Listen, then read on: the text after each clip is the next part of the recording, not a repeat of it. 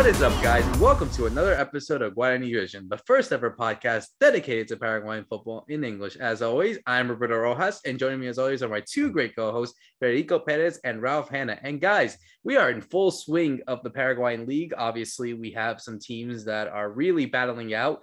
Some of the obvious ones, some of the ones that are still in the fight, and some surprises actually in just 3 games. We also got Copa Libertadores well underway with 2 Paraguayan teams heading into action, one that was able to do the job in the first stage, and now we are waiting for the other one to do it in the second stage. So a lot to uncover here. I'm definitely excited to talk about it. So let's go straight to the motherland, as I always like to say, to Federico Perez. Fede, I feel like you guys are getting sick of the heat, man, but don't worry. I mean, it's almost autumn. It's almost fall. You'll finally get that 5-10 degree drop in weather that you've always wanted. So I'm sure you are very excited about that. But how are you, man?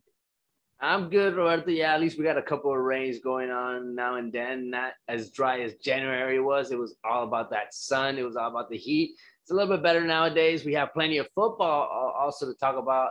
The Paraguayan League, we got it all here in Guarani Vision today for everybody. The third week of games just passed us. Things are also going kind of back to normal in a sense, with COVID restrictions being left behind. School is back for kids. You know, that normally does happen here in February, but these last couple of years just hasn't happened.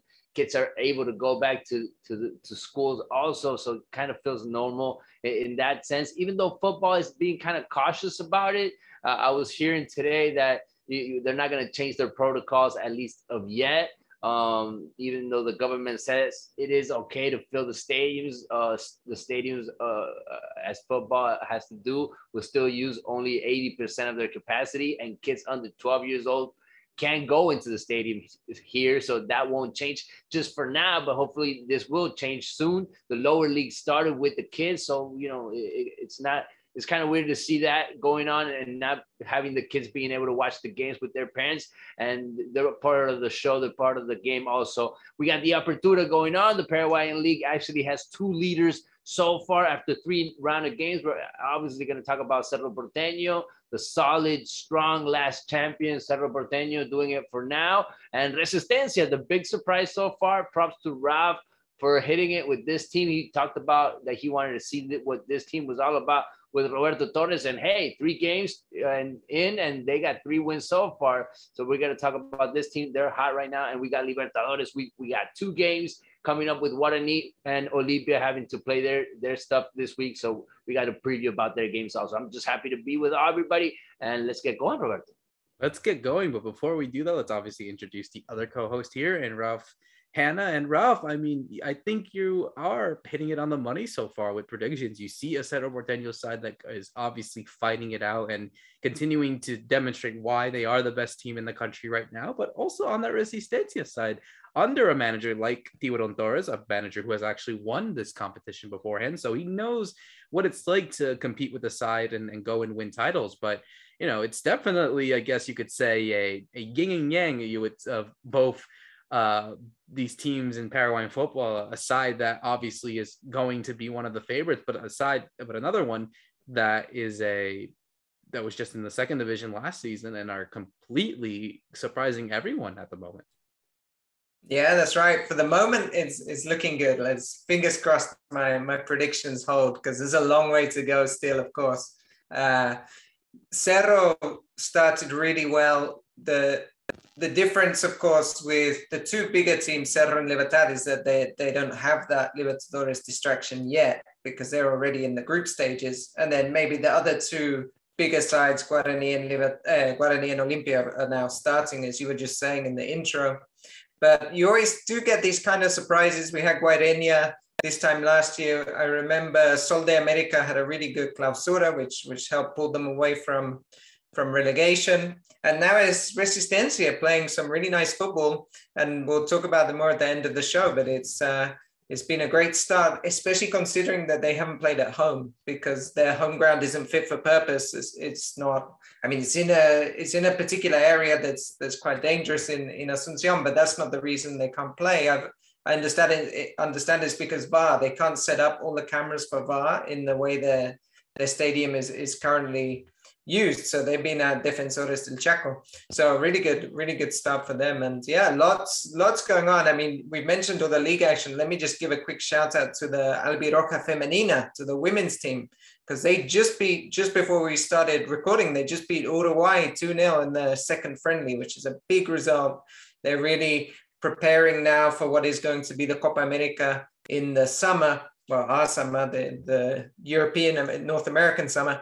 And that's the qualifiers for the World Cup. So it's so big that they've beaten a direct rival in a friendly today, because that's a great kind of start for them for this year. If we remember last year, they just took really big hits, really big defeats playing against some of the real giants of the game in Japan and USA. But yeah, good start for them. Definitely a good start for the Paraguayan national team, and let's hope that they can continue that heading into the Copa America Femenina. But let's switch gears to what's been going on in the club game. Obviously, we wanted to mention Cerro Porteño, and we are still perfect on the run of 3 games in the 2022 Apertura. They come in to this game against Guarani, obviously the team that they tied in this case to win the Clausura in the most dramatic fashion imaginable. A goal from Alfio Oviedo, one of the players that was actually on this side that had come in, obviously a player who was also an ex-Guarani player, and he's been shining so far. I mean, 2 games, 3 goals for him, did well in the game against Ameliano as well. And obviously we saw Robert Morales get on the score sheet as well in the 52nd minute to give all 3 points. We also saw a debut of Marcelo Martins Moreno. But Fede, I mean, we spoke about this last week. We spoke about this ad nauseum. I mean, the fact that this Cerro Porteño side is just demonstrating all of its strength, and it's not even the strongest side that you can actually put in. They don't even have Jean Fernandez, who is going to come back from suspension for the next game. Obviously, no Robert Piri Zamota, who's also going to be on this side. No Juan Patiño. I mean, this is a side that looks very, very strong. And the fact that they were able to maintain a lot of these players with also bringing in a lot of these players, I mean, is there anyone that could stop this side? I mean, we don't want to say, okay, they're good enough for the league, but now we got to see what they can do in the Copa Libertadores. But for the time being, I don't know if there's any team, bar maybe 1 or 2, that can really stop the Cerro Porteño side to really contend for the title. Yeah, that's the big question right now. I would even target them as the team to beat just because of how it started. I mean, they look just sharp. They look like they got enough roster also. They can mix it up. They lost a couple of players, just like you were saying, for these first couple of games because of that Guarani battle that they had in that last game of 2022. And they lost a goalkeeper. They lost a defender. They lost another player with Alan Benitez there. They were out for these couple of first games, but they're coming back and they didn't miss them at all. They won all their 3 games.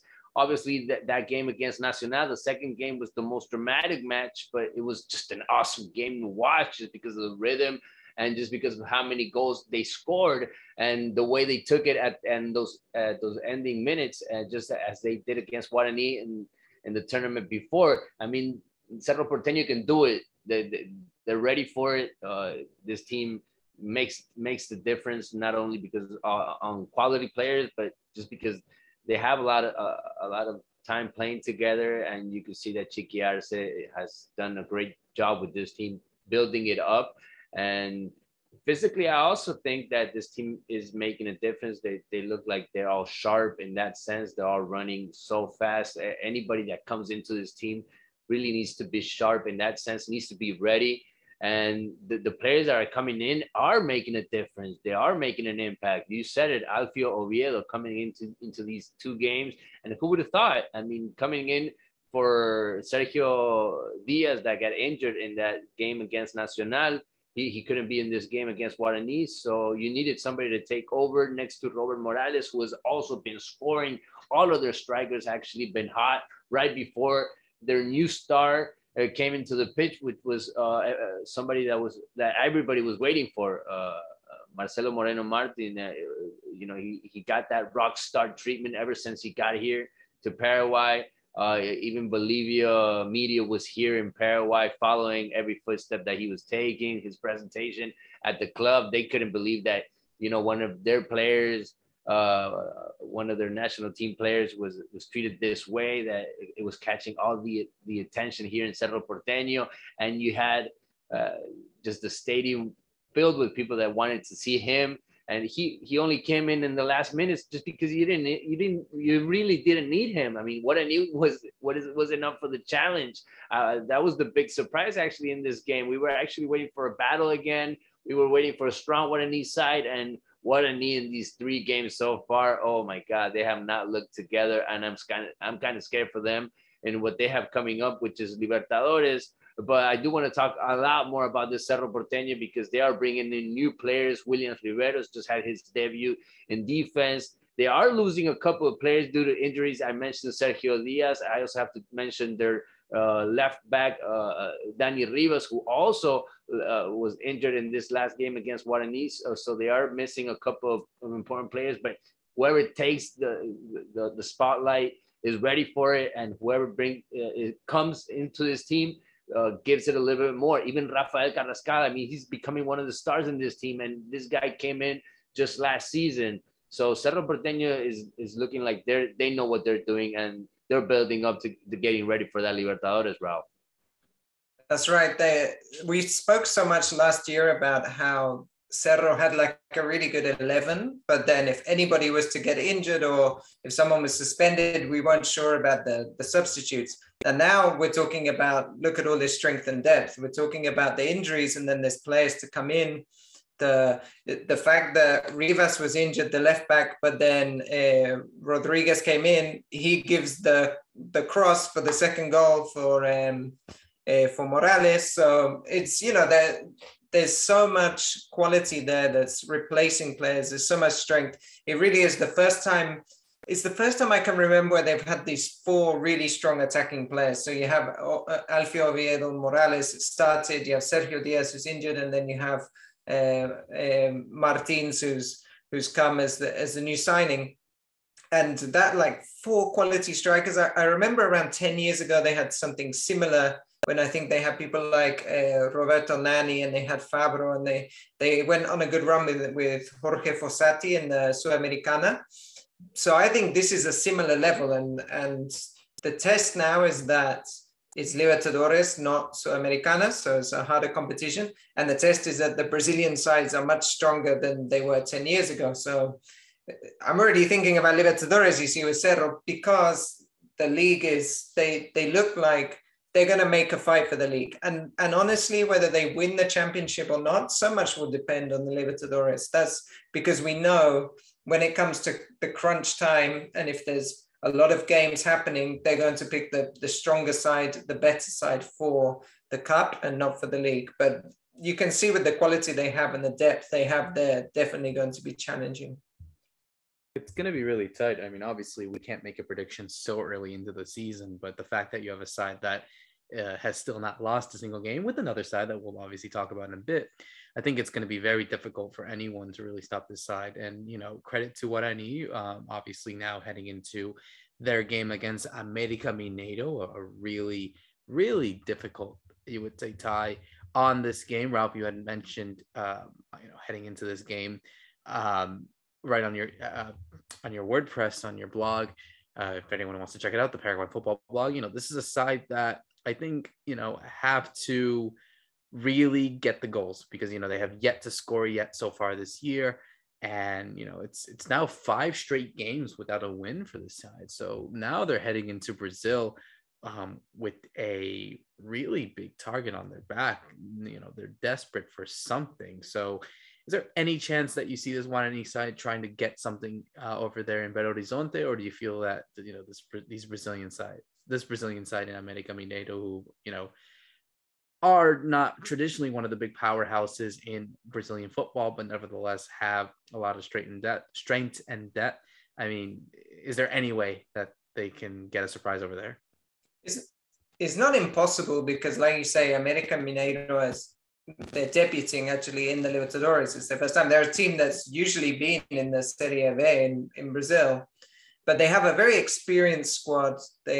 they have this manager that's come in and I think he came in around October of last year and pushed them into that run into the 8th place. So they got that final place to get into Libertadores.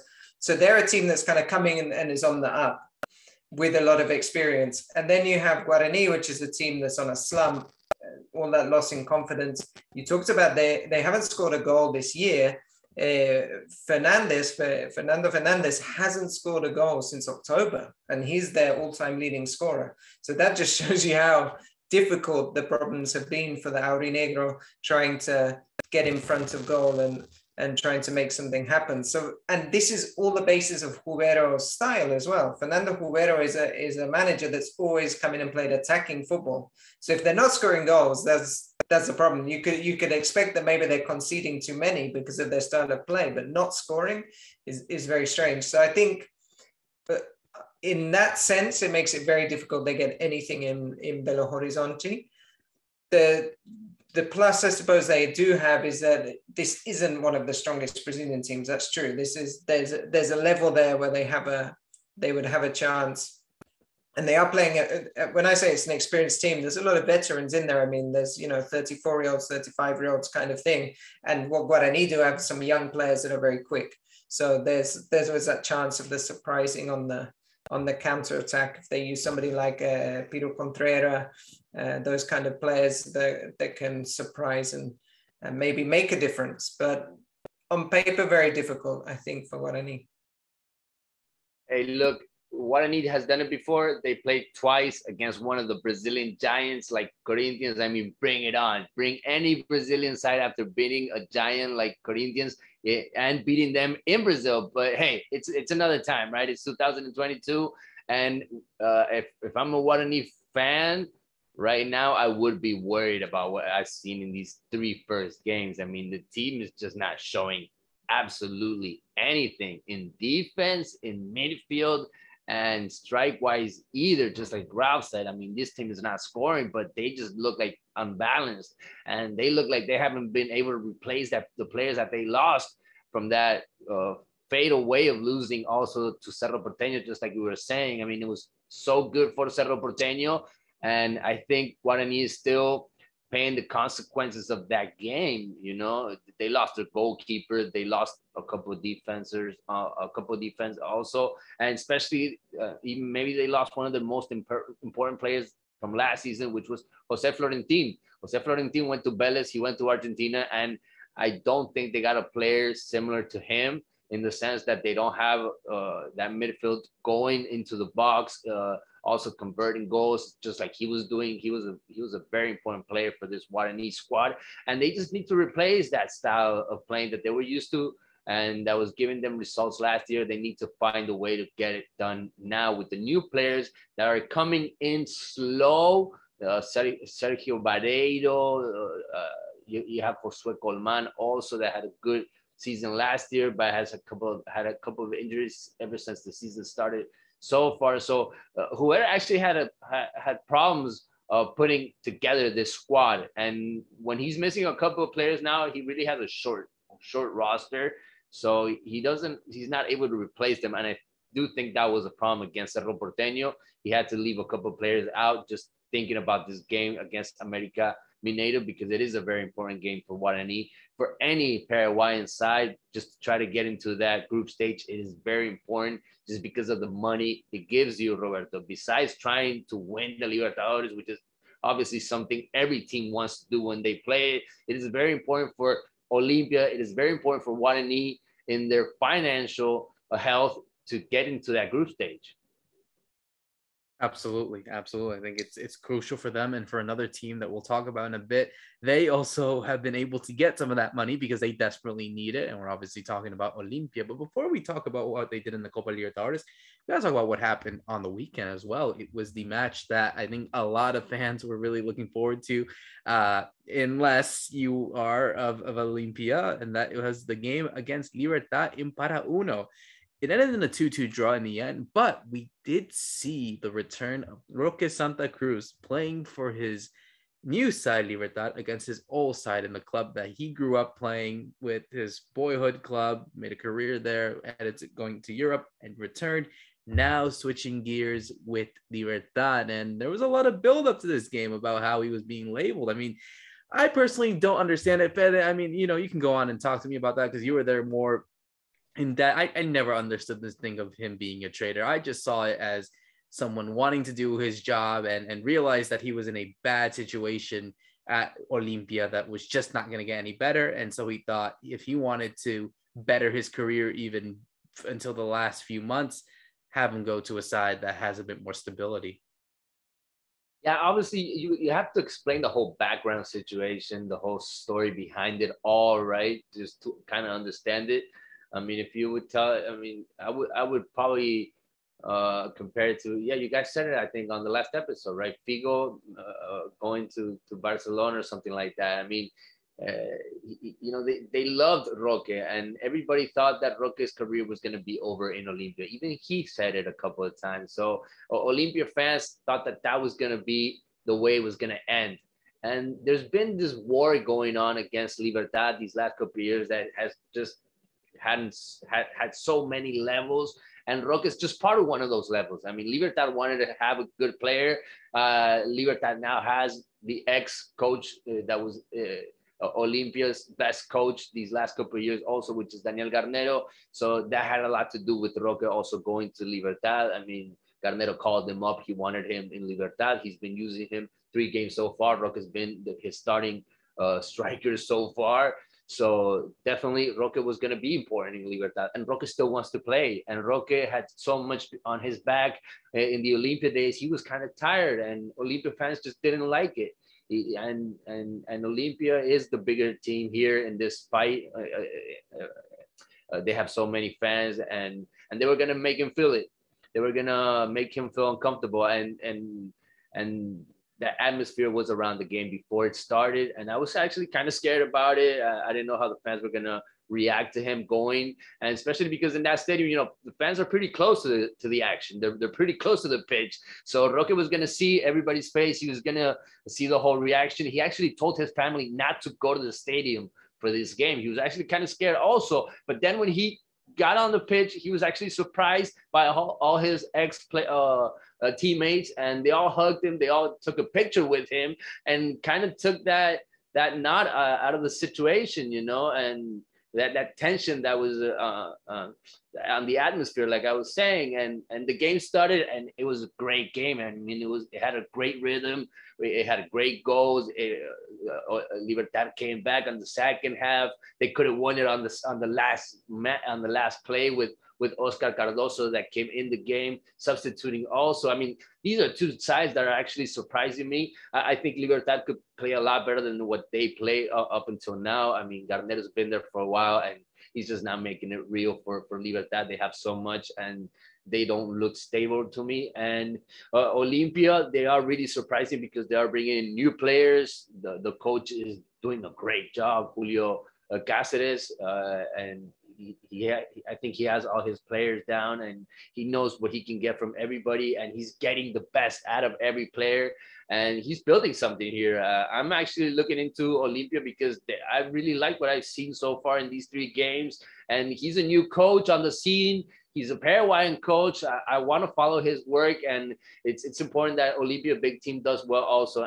But I actually just enjoyed this one. I would love to hear you guys a little bit more because it was a thrilling match. This Olimpia Libertad, this Clásico Blanco y Negro, as they call it here, Ralph. Yeah, it was a really good match because there was all the hype you were talking about pre-game because of Roque and his returns. So you knew there'd be a good atmosphere.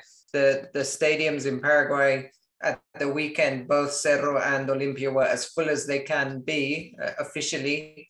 There was, lots of people there, really good atmosphere. And then the game was very interesting that I thought Libertad played much better in the first half, but they ended up going 1-0 down because of the penalty given away by Barbosa.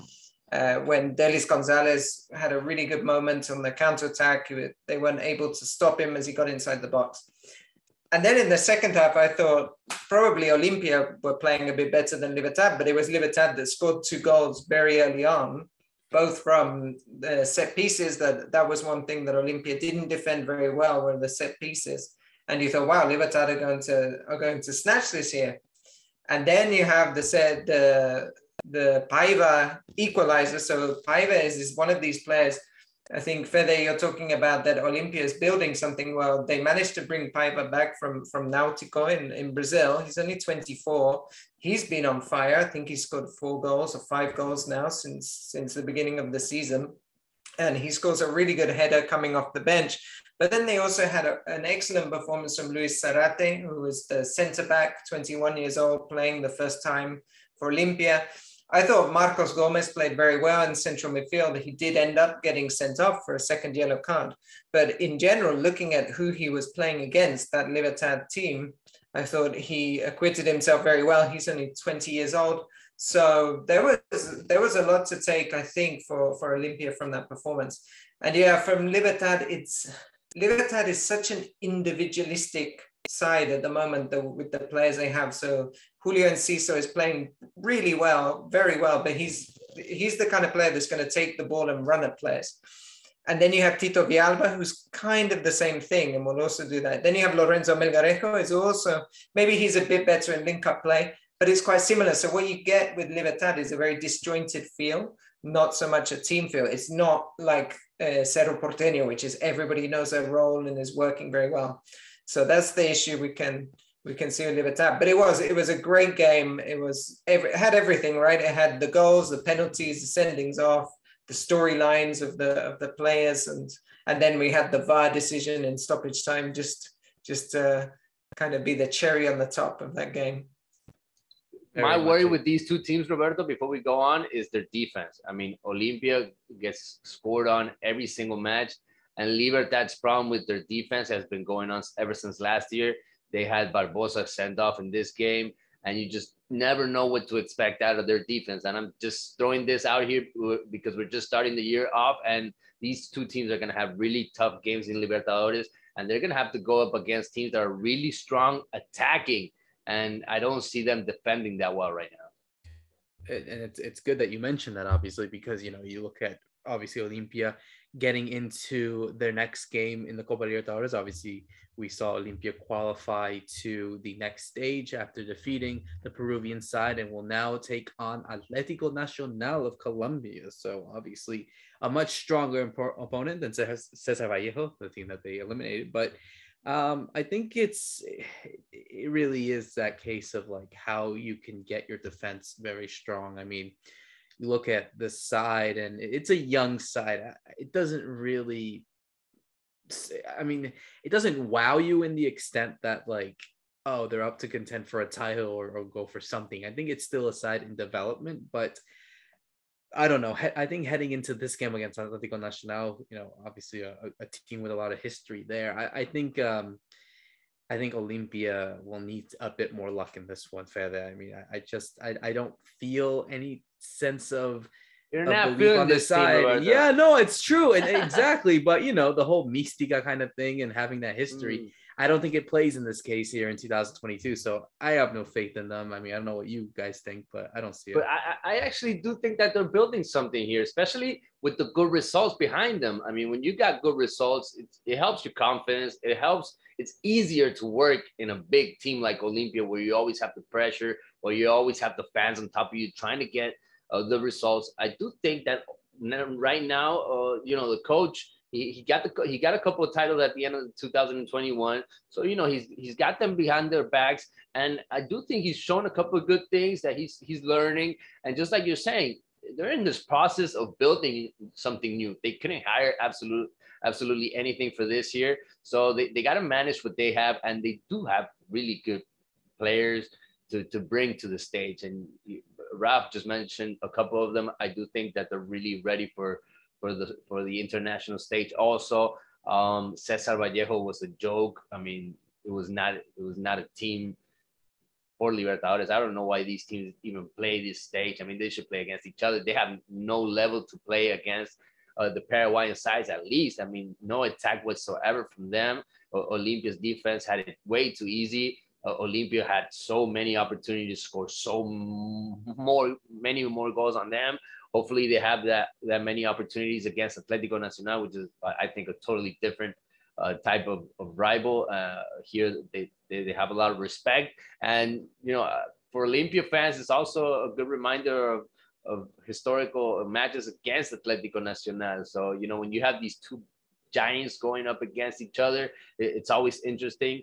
For Olimpia, it's just about getting to the third stage or getting to the group stage at the best situation possible. But if they get to that third stage, if they can beat Atlético Nacional, they're right there in the Sudamericana at least, you know. And if they make it to the group stage, taking out Atlético Nacional and taking out another Colombian or a Brazilian side, I mean, they're going to be candidates for the Libertadores if you take out that caliber of team. So you're going to have to believe in them, Roberto. I don't know about that. No, I don't know about that. I don't know about that. No?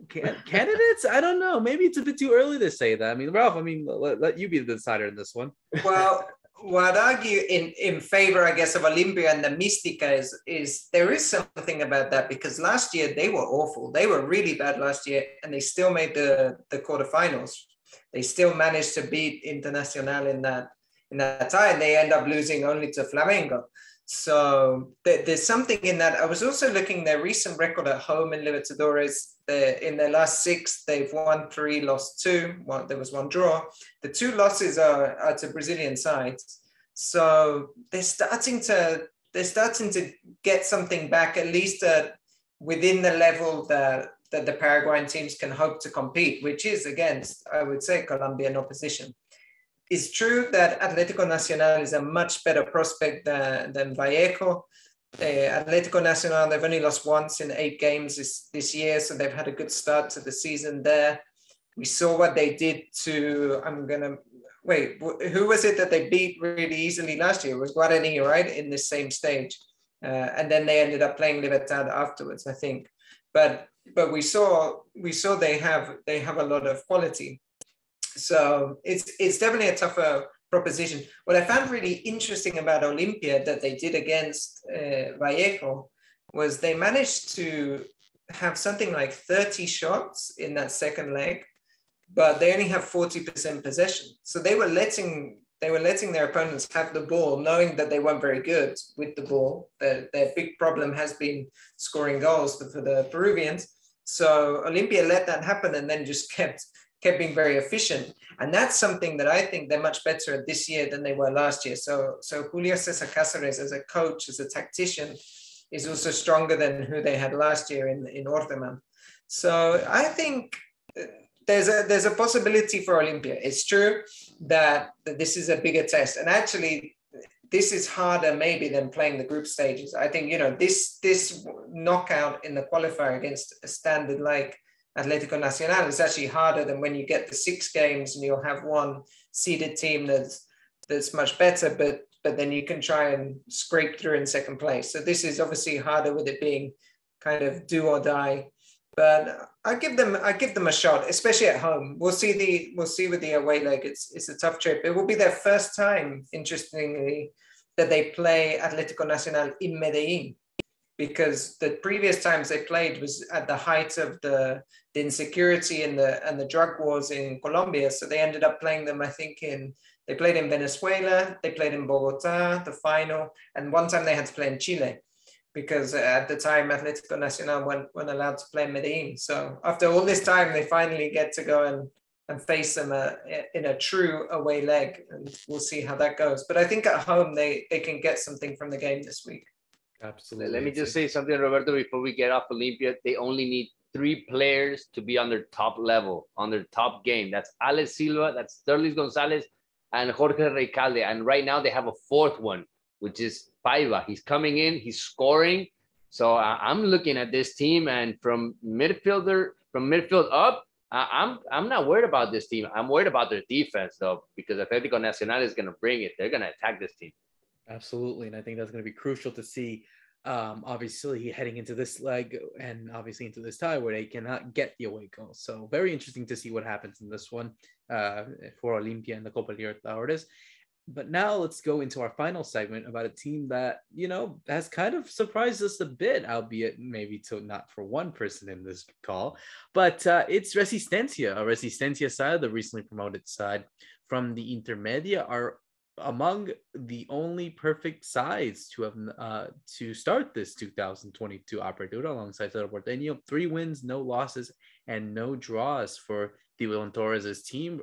And Fede, I want to go to you on this one first, because you saw a lot of this side in the Intermedia. Obviously, is obviously a team that, you know, is not really as big in comparison to sides that like to go from the Intermedia to the Primera División. You know, this is a side that traditionally are not there. So what do you feel is I guess you could say the story of their little success so far? I mean, are we seeing a Guarani 2.0 of what we saw a couple seasons ago with this Resistencia side?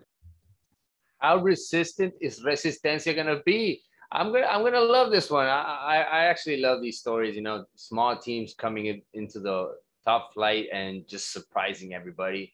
I do think it has a lot to do with the fact that they brought in a whole new roster of players. There's a whole new base of players playing right now. I mean, if you look at the roster from back in Intermedia last year, and you're only gonna find 4 or 5 players at the most playing right now in this 11 that we're seeing from Roberto Torres. Ralph can tell me a lot more about him because he's followed his career. That's why it caught his eye when he saw that he was taking this coaching job, and I think it has a lot to do with him. I mean, he's in top of every player. We're seeing a team that is planning their games, that is resolving their games, and they are scoring some thrilling goals. I mean, I don't know if you've seen them. If not, look them up, because we've seen some goals, like just tremendous half field goals even also, and they're playing as a team, and there's a lot of stories behind it also of players, and you're seeing it also on General Caballero from Juan León Mallorquín, another team that came up this year. You know, players that are 28, 30 years, and they're playing for the first time in the first league. I mean, they're living the dream. So for them, it's a once in a lifetime opportunity also, and they're really living it up. And I'm seeing those stories also in Resistencia. I hope they can keep it up. I hope they can be a rock in the shoe of the big teams of Cerro Porteño, of Olimpia, of Libertad. I hope that they can, but you know, there's a big difference in the budget, and I think it's going to be really hard for them to stay up there. Once they start losing a couple of games, it might get tough for them. But their job is to stay in the first division and to start out winning, and other teams not doing it, like Ameliano and Tacuarí, which are other teams that have come to the first division also this year. It's good for them. It's a great start, and why not dream of something bigger, Ralph? I mean, it could happen, but I don't see it happening. They have a big advantage. This is the best year ever, I think, for promoted sides in Paraguay because of the pandemic, and that there were less teams, and now there's more teams. So this year, 4 teams were promoted, but only 2 will be relegated. And usually every year there's only 2 promoted and 2 are relegated. And those 2, because of the promedio system, the average points is so much pressure as soon as you come into the league. But to Fede's point, Resistencia are doing much better than Tacuarí and Ameliano. They beat both of them already in the first 2 games. And that already starts to give them a cushion when they start thinking about relegation and daring to dream about more. I don't think the title is a possibility. Remember, of these first 3 games, the first 2 were against other promoted sides. But it was at the weekend against Nacional that I thought was their first real test. Nacional are in a bit of trouble, similar to Guarani. They found it difficult towards the end of last season, towards the beginning of this. They missed out on the last day of the season in Libertadores because they lost to Olimpia. So they also are maybe having a bit of trouble finding form. But it was a brilliant game. Resistencia won 3-1, but they were leading 3-0. And they played this kind of... They play this almost kind of low block defensive style, but they're very good with the direct balls into the channels, where players like Tomas Rojas, who used to be at Sol de America, he's in the team. He was very difficult to defend against. You have Wildo Alonso, he must be like 30 years old now, left back. He's a bit of a journeyman, but he has that attacking style and an exciting style, and is working at the moment. So it's very interesting to see how they're doing. And yeah, Tiburon Torres, he's won the league twice with 2 different clubs. There's not, I think only one manager's ever won it with 3, which is Daniel Garnero, if that's right. I don't think anybody else has. So I mean, the fact that he won it twice with two different clubs means he's a good coach too, and he's always bet on this kind of style. It's a very fluid and very quick style of play. And I think the way I understand it, it's a very simple style. It's not that intricate. It's a few passes, get the ball quickly from one end to the other, which means the new players that have come in can adapt very quickly to this. It's not a Chiquiase style, which needs a much more time and work and a certain type of player, I would say, to fit into it. So yeah, they're great stuff. And let's see how they do, because the one thing that is a real possibility is Copa Sudamericana. We shouldn't count that out. That's always a possibility for these promoted teams, just like people like Guarani had done in 12 de Octubre the previous year. Absolutely. So we'll definitely have to see what happens to Resistencia, and we hope that they can probably surprise a bit more of the teams over there in the Paraguayan First Division as we put a bow on the show. Another great episode of Guarani Vision. As always, myself, Roberto Rojas, Fede Perez, and Ralph Hanna, thank you so much for listening in. See you soon.